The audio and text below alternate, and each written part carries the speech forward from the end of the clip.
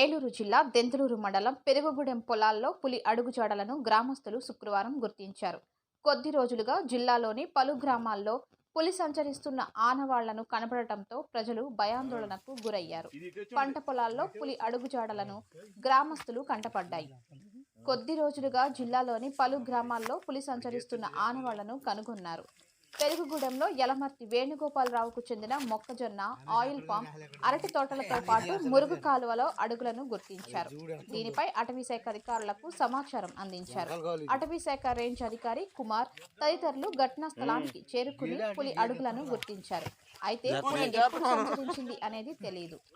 ఆయా చోట్ల పశువులు ఉన్నా దాడులు చేయకపోవడం గమనార్హం. గ్రామంలోని పొలాల్లో పులి సంచరించినట్లు తెలియడంతో గ్రామస్తులు ఆందోళన చెందుతున్నారు. పెద్ద సంఖ్యలో ఆ ప్రాంతానికి వెళ్లి పరిశీలించారు.